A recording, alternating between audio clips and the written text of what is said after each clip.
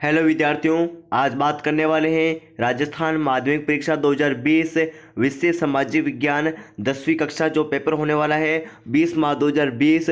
उसके लिए मैं आपके लिए very very most important question लेके आया हूँ जो एग्जामिनेशन में ज़रूर ही पूछे जाएंगे। तो प्लीज़ थोड़ा सा टाइम निकाल के इस वीडियो को पूरा देख लीजिए, आपके 80 में से जो है बहुत अच्छे नंबर जो है यहाँ बन जाएंगे। तो चलिए दोस्तों, आज के इस वीडियो को स्टार्ट करते हैं। तो देखिए, मैं आपको जो है क्वेश्चन जो है आपको हिंदी भाषा में बता रहा हूँ। अगर आप इंग्लिश माध्यम में देखना चाहते हो तो आप वीडियो को पूरा देखिए, आपको जवाब मिल जाएगा।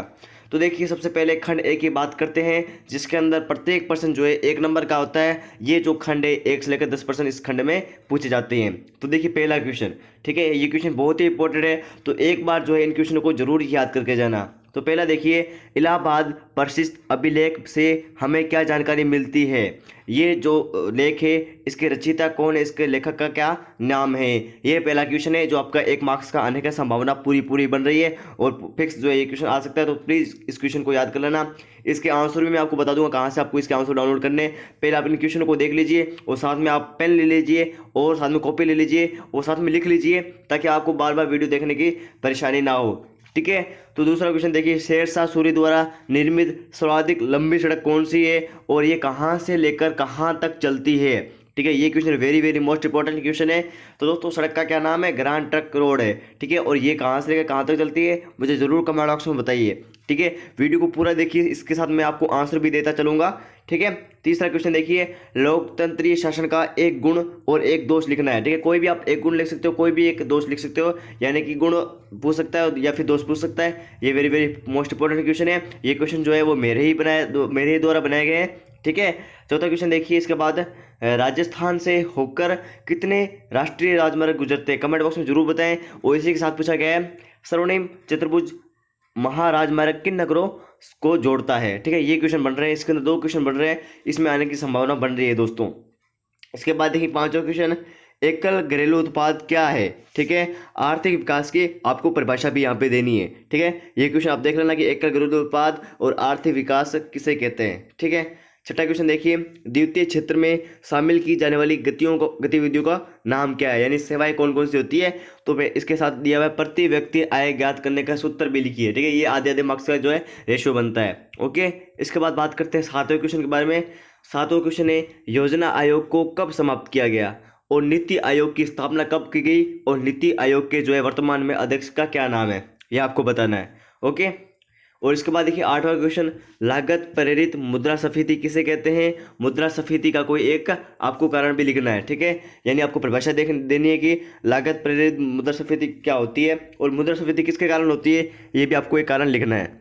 इसके बाद देखिए जो 9वां क्वेश्चन है वो है, छिपी हुई बेरोजगारी और तकनीकी बेरोजगारी किसे कहते हैं, परिभाषित कीजिए। ओके, उसके बाद देखिए 10वां क्वेश्चन जो है वो है, निरपेक्ष गरीबी और श्रम शक्ति किसे कहते हैं। आपको इसकी सिंपली परिभाषा लिखनी है। और इसी प्रकार से जो है वो आपका खंड ए पूरा हो जाता है। फिर आता है खंड बे, जिसके अंदर 11 से लेकर 19 क्वेश्चन जो है 2 नंबर के पूछे गए हैं।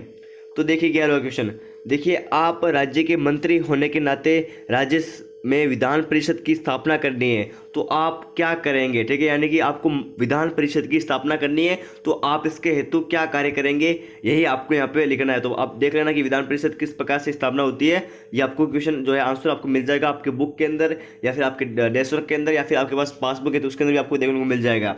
फिर देखिए 12वां क्वेश्चन है वो है, जाखम और बिसलपुर परियोजना क्या है। ठीक है, तो जाखम और बिसलपुर परियोजना के बारे में आपको लिखना है। तो दोस्तों, इससे पहले मैं आपको मेरे द्वारा जो है पर्सन इंग्लिश के अंदर भी दिए थे, जो आपका इंग्लिश का पेपर था 12 मार्च, वहाँ से जो है 75% क्वेश्चन आए। तो इसलिए बहुत से लोगों ने कमेंट किया कि प्लीज़ मैं सामाजिक विज्ञान के लिए बनाओ, तो मैंने सामाजिक विज्ञान के लिए आपके स्पेशल रिक्वेस्ट पर बनाई है। ठीक है, तो यहाँ से क्वेश्चन पक्का ही पूछे जाएंगे।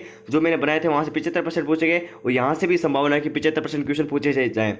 ठीक है, 13वां क्वेश्चन देखिए, खरीफ, रबी, जायद और बगानी फसल का आपको उदाहरण लिखना है कि खरीफ फसल में क्या आता है, रबी फसल में क्या आता है, जायद फसल में क्या आता है और बगानी फसल में क्या आता है। आपको प्रत्येक का जो है एक एक उदाहरण लिखना है, आपको आधा नंबर मिलेगा। फिर देखिए 14वां क्वेश्चन, ऊर्जा, धात्विक और अधात्विक खनिज किसे कहते हैं। ठीक है, ऊर्जा खनिज, धात्विक खनिज, अधात्विक खनिज किसे कहते हैं और बॉक्साइट का जो है आपको एक उपयोग लिखना है। ठीक है, ये very very most important question है। फिर 15वां क्वेश्चन देखिए, क्या आप इस कथन से सहमत है कि लोह इस्पात उद्योग अन्य उद्योग की जननी है। ठीक है, यानी कि जो लोह इस्पात उद्योग है वो जितने भी उद्योग बने हैं उसकी जननी कहलाती है। ठीक है, इस कथन से आप सहमत हैं या फिर नहीं, ये आपको बताना है। अगला क्वेश्चन देखिए 16वां, राजस्थान में लिंगानुपात कितना है, ये आपको लिखना परसेंट के अंदर।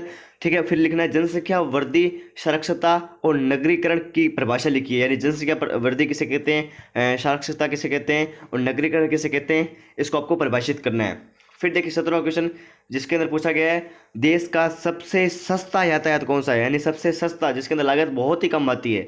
उसके बाद एक कांडला पतन और यूनिगेज नीति क्या है। ठीक है, कांडला पतन किसे कहते हैं और यूनिगेज नीति से आप क्या समझते हैं, ये आपको बताना है। ठीक है, ये 17वां क्वेश्चन हो गया।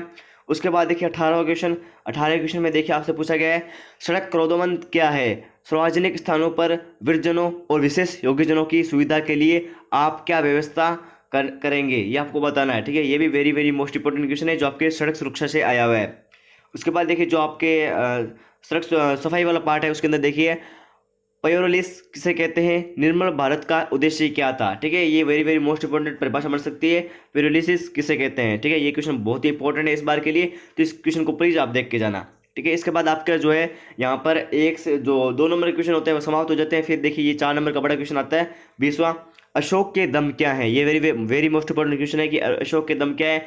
इसके बाद देखिए चोल प्रशासन और पल्लव प्रशासन के बारे में आप क्या जानते हैं। ठीक है, चोल वंश और पल्लव वंश जो है उसके बारे में आप क्या जानते हैं, ये आपको बताना है। ठीक है, ये भी इंपॉर्टेंट क्वेश्चन है। फिर देखिए जो आपके 21वां क्वेश्चन है जो दूसरे पार्ट से आया हुआ है, देखिए इसके अंदर पूछा गया देबारी समझौता क्या है, देबारी समझौता क्या होता है। उसके बाद लिखा है मोहम्मद साहब और गुरु नानक देव जी के बारे में आप क्या जानते हैं, उन्होंने क्या शिक्षा दी, ये आपको बताना है। ये भी very very most important question रहने वाला है। फिर देखिए 22वां क्वेश्चन, औद्योगिक क्रांति सर्वप्रथम इंग्लैंड में ही प्रारंभ हुई, इसके 2 कथन लिखने हैं, यानी कि हाँ बताना है कि जी हाँ कि औद्योगिक क्रांति जो है सर्वप्रथम इंग्लैंड में ही स्टार्ट हुई थी। ठीक है, इसके बारे में कोई भी आपको 2 कथन लिखने हैं। उसके बाद देखिए इसके अंदर पूछा गया है वस्त्र उद्योग में औद्योगिक क्रांति के समय हुए परिवर्तनों को लिखना है। ठीक है, ये भी आपको बताना है। दोस्तों मैं आपको जितने भी क्वेश्चन बता रहा हूँ वो आपको सभी करके जाने हैं, चाहे वो अथवा वाला हो या फिर अथवा से ऊपर वाला। ठीक है, लेकिन आपको सभी करके जाने हैं। ठीक है, तभी जो है यहाँ से 75% क्वेश्चन आने की संभावना है, इससे ऊपर भी आने की पक्की संभावना है। फिर देखिए 23वां क्वेश्चन, प्रत्यक्ष और अप्रत्यक्ष लोकतंत्र में अंतर लिखो। ठीक है, कोई भी आपको 2 अंतर लिख देने हैं। ठीक है, जैसे मैंने यहाँ लिख रखा 2 अंतर लिख सकते हो। आगे लिखा हुआ लोकतंत्र की सफलता के लिए आवश्यक परिस्थितियां कौन सी होती है। ठीक है, उनके नाम बताने की कौन कौन सी आवश्यक परिस्थितियां होती है लोकतंत्र की सफलता के लिए। उसके बाद देखिए 24वां क्वेश्चन। ठीक है, तो देखिए 24वां क्वेश्चन है कौशल विकास का क्या महत्व होता है। ठीक है, उसके बाद है 1990 के दशक में आर्थिक सुधार अपनाए जाने का क्या कारण था। ये 4 नंबर का बड़ा क्वेश्चन इस प्रकार से बन सकता है। अगर 4 नंबर का बनेगा तो इसी प्रकार से बनेगा। तो दोस्तों जैसा कि आप सभी जानते हैं कि इसका ये क्वेश्चन जो अथवा में आता है, तो दोस्तों मैं आपको यहाँ पे 2 क्वेश्चन और दे रहा हूँ, तो आप इन तीनों को तैयार करके जाइए, आपकी 4 नंबर फिक्स बन जाएंगे। दोस्तों अगर आप तीनों को तैयार करते हो तो आपकी 4 नंबर फिक्स बन जाएंगे। तो ये देखिए नई आर्थिक नीति में अपनाए गए कि नहीं, जो है आपको 2 आर्थिक सुधारों को बताना है, और उदारीकरण किसे कहते हैं, उदारीकरण की परिभाषा आपको यहाँ पे लिखनी है। ठीक है, इसके अथवा में ही है, और ये भी इसके अथवा में ही है, ये भी देख लीजिए। निजीकरण किसे कहते हैं, भारत की विकासशील और अविकसित अर्थव्यवस्था पक्ष में आपको रख देते हैं। ठीक है, ये भी very very most important question आपका रहने वाला है। ओके, उसके बाद देखिए 25वां क्वेश्चन जो है वो है वस्तु विनिमय प्रणाली क्या होती है। ठीक है, वस्तु विनिमय प्रणाली क्या होता है। ठीक है, इसके ये भी पूछ सकता है कि इसकी 3 कठिनाइयाँ लिखी कोई भी। ठीक है, ये भी आप मेंशन कर लीजिए इसके अंदर। और इसके अंदर आगे पूछा गया वाणिज्य बैंक और देशी बैंक में क्या अंतर है, वाणिज्य बैंक किसे कहते हैं या फिर देशी बैंक किसे कहते हैं, ये भी लिख दो, ये भी एक अंतर होता है। ओके, ये very very most important question है। फिर देखिए 26वां क्वेश्चन देखिए नकल रोकने का कानून क्या है, यानी कि नकल रोकने का कानून क्या है ये आपको बताना है। उसके बाद है विधिक जागरूकता लाने के उपाय बताओ, ये 4 नंबर का बड़ा क्वेश्चन बन सकता है इस प्रकार से।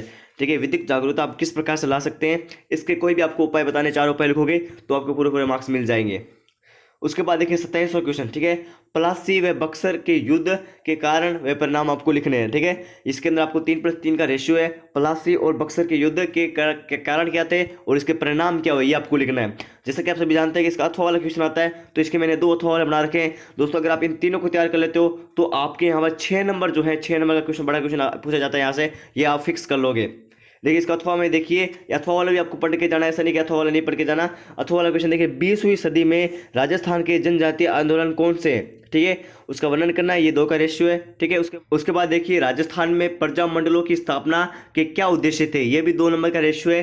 फिर उदारवादियों के प्रमुख सिद्धांत क्या है, उनके नाम लिखने हैं, ठीक है। ये जो आपका 2-2 नंबर का रेशियो बनने वाला है। अगर 6 नंबर का बनेगा तो इसी प्रकार से प्रश्न बनने वाला है। तो इसी प्रकार से एक और अथवा मैंने लिया है, ये भी very very most important question है, इसको भी तैयार कर लेते हो तो आपकी 6 नंबर जो है, जो आपका तीसरा पार्ट है, जो बहुत बड़ा पार्ट है, तो यहाँ से आप 6 नंबर फिक्स कर लोगे। तो देखिए यहाँ पर निम्नलिखित में से 6 पर आपको टिप्पणी लिखनी है, ठीक है। तो देखिए ये 1-1 नंबर का रेशियो है, तो 6 पर आपको किसी भी चीज़ 6 पर आपको तैयार करनी है। लेकिन अभी जो आपको ये सारी तैयार करके ही जानी है, इसमें से आपको एग्जामिनेशन के अंदर जरूर ही देखने को मिलेगी। पहला देखिए रोलेट एक्ट, फिर असहयोग आंदोलन, फिर सविनय अवज्ञा आंदोलन, फिर व्यक्तिगत सत्याग्रह, फिर भारत छोड़ो आंदोलन, फिर इंडियन नेशनल कांग्रेस की स्थापना, फिर गर्मपत्ती राष्ट्रवादी विचारधारा क्या है, फिर जलियांवाला बाग हत्याकांड। इस प्रकार से जो है आपके संपूर्ण 27वां क्वेश्चन होता है। तो आप स्क्रीनशॉट ले लीजिए या फिर आप कॉपी में नोट कर लीजिए, ठीक है। आप इन क्वेश्चन को तैयार करके ही जाना है आपको बोर्ड एग्जामिनेशन में, ठीक है। Very very most important question बता रहा हूँ। फिर 28वां क्वेश्चन देखिए, मंत्री परिषद व मंत्रिमंडल की शक्तियाँ क्या होती है, ठीक है। इसके बारे में आपको वर्णन करना है। ये भी आपका बड़ा क्वेश्चन जो है पूछा जाता है 7 नंबर का, ठीक है। ये क्वेश्चन आप देख लीजिए, 7 नंबर का जो है क्वेश्चन पूछा जाता है।